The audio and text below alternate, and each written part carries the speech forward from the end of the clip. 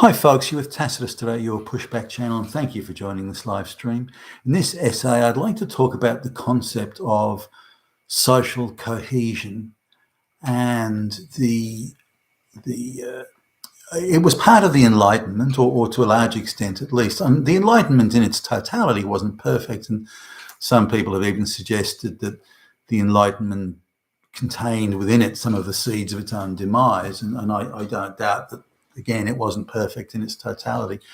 One of the things that came out of the Enlightenment, not immediately, but sort of following, I guess, certainly in say Northern Europe, say around the German states, that sort of thing, Sweden and the like, this idea of social cohesion as a desirable goal in itself, and giving people citizenship in the sense of a stake in society, so that people were committed and loyal to the civis on the basis that it was theirs. They in fact owned it, and they had a stake in it. It was part of them, and they were part of it, and so on. Now, this was viewed as enlightened and a natural progression, really, for the human existence. Some of it was really borrowing from what had begun as an embryonic idea, I guess, in the Greek city-states, the Roman Senate and so on. But in this instance, it was seen as something that the working classes, that everybody would participate in to some extent. And it was sort of the end of serfdom, which was still around really in certainly Eastern Europe, Russia, and other parts, Southern Europe, and so on. So the unwinding of those sorts of things to create civic participation, and this would lead, it was argued, to social cohesion.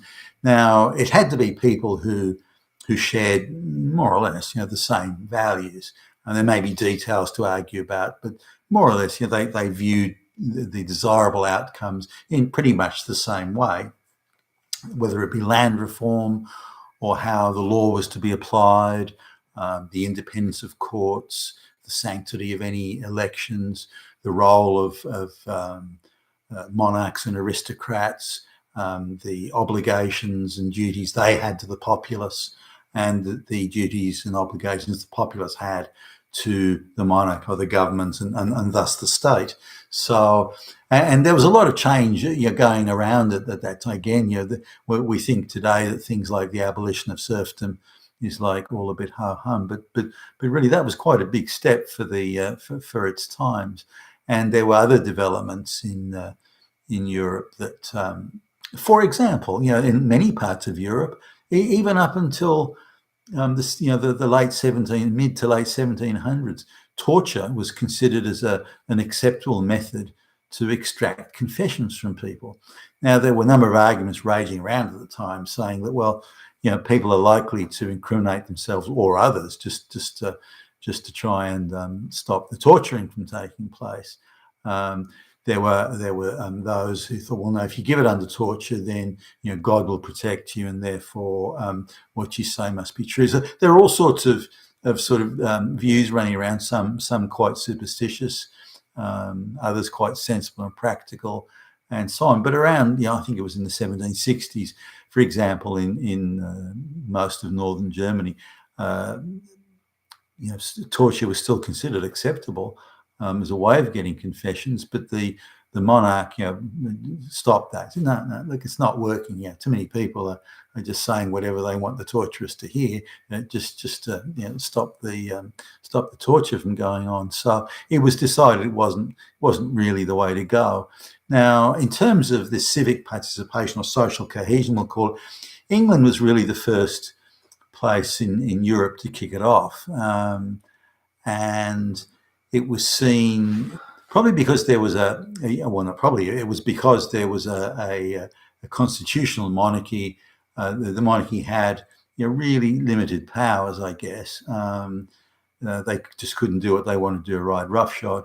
Then there was the parliament, but there was maybe 20% of the population was voting. And today you may say, only 20%. Well, that's terrible. But in fact, it was more than than was happening anywhere else at the time. So it was in terms of, or relative terms at least, in democracy, it was it was it was the most democratic place in Europe, and we see that democracy or sense of democracy came to the American colonies, the British colonists in the American colonies, and we see those very same views of democracy, social cohesion, the rights of people that should be enshrined in constitutions and so on. We see that reflected in the writings of James Madison and Thomas Jefferson, and indeed others in the American Constitution. So those values directly came out of Britain. Now, in France, for example, one of the richest countries in Europe in terms of population size and tax take and so on, they had almost no democracy there relative to Britain, and very few other places had any sort of representative democracy. You might have a couple of the city states in Italy had short-term sort of voting and democratic processes there. I mean, whether you call it an absolute democracy or an absolute republic or some cross between, the right to vote for the people to choose their government is what I'm saying democracy is there. And now the extension of the civic duty and the civic obligation, again, the British were first, well, the English were really first to start that. So that while citizens had responsibilities, they also had rights, and they had obligations to the state, but the state had obligations to them. So the state had to deliver certain outcomes. It was never 100% perfect, but had to deliver certain outcomes in terms of the law and courts of law and so on. And again, the limited franchise of voting at the time. So British citizens or English citizens were the freest probably in the world at the time in terms of their rights, and that the government protected those rights. For example, when the government brought in quite harsh laws for hanging people, killing them for rather minor offences, really, at the end of the day. I mean, they were trying to send a deterrent message, saying, well, if you look sideways, we're going to hang you. But it still was an over-the-top thing that the government brought in. But the government ran into a problem back then. They might have wanted to do this, but as soon as they put the trigger on long-term imprisonment or in this case, death, capital punishment, the law was you had to go through a jury. It had to be trial by jury, by the jury of your peers. And so what the government very quickly found is that the juries would not convict. They would not convict people. But the government was restrained by the law, due legal process and the law. And juries just wouldn't convict people for minor offences. I'm sure they did for some. They must have. But for those minor offences, they would. As soon as the judge said, well, the penalty is going to be death by hanging. Well, screw you, judge. We're not going to vote for. And sometimes there was unanimous voting. No, get fucked. We're not going to vote. We're not going to vote guilty on this. And many times, the government was frustrated, and some of the judges too, of course, that the people. Now, it was part of their civic duty to serve on a jury, and it was part of the law to accept the verdict of the jury. Now, the judge could say, well, screw the jury, we're going to have another trial, fine, but then the next jury would acquit and so on. So this is something that when power is restrained in this way, jury trial, trial by jury of one's peers, this sort of thing, once the power is restrained, then it has to find ways of engaging the people and bringing them along. This is why we're doing it. This is why it's a good thing. This is how you will benefit. And that social contract between the people and the government developed over time, and in post-World War II reached its apex, its apogee. So it's since 1970, it's been in sort of decline to the point now where the globalists are just running riot. So what's happening today is the social cohesion is the last thing the globalists want. They cannot enforce and push and impose the globalist project on a people who are socially cohesive. They'll fight back. They'll go, no. They'll be like those juries in England years ago. No, we're not going to convict. Screw you.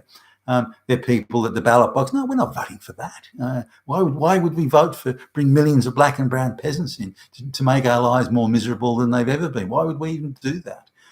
Why would we vote for that? So what the globalists have done is they're going about dismantling all social cohesion in the West, or any aspects of it that don't suit them. And there's a variety of means of doing that. Of course, control of the media and propaganda, the massive black and brown immigration societies that were 98% white 25 years ago and now 65% white. I mean, that's how massive the change has been. Nobody voted for that. Nobody agreed on it. So the globalists know that if we have to go through the processes of the jury trial, if we have to go through the processes of the vote, if we have to go through the processes of being scrutinised by media and so on, we'll never get the globalist project up. Never. We won't even get out of the starting blocks. So we have to control the media. We have to control the political process. We have to shut down the market of political ideas. We have to take over all the institutions. But most important, by bringing in all these people, by creating social or racial and gender division, we can destroy the social cohesion that's been built up in the West for more than 200 years. And once we've done that, we can then do whatever we want with these people. They'll just become the same serfs that existed in Europe, in the 1500s and even earlier than that. And then we can turn them into serf tax cattle and anything that's essential for human existence, shelter, food, water, so on, that will all be monopoly controlled by these globals. Taxation, as an income taxation, won't be the issue anymore. You'll be forced to consume. You will have nowhere else to go if you want to live or exist than consuming the basics that are going to be owned by these massive globalist corporations under monopoly conditions, and you'll just be not tax cattle but consumption cattle. And if you want to consume a bit more, then you have to do more for them. We're going back to that. So all this concept of civic obligation, social cohesion, it's all being dismantled in the name of the globalist project. You've been with Tassos today, your Pushback channel, and thank you for listening.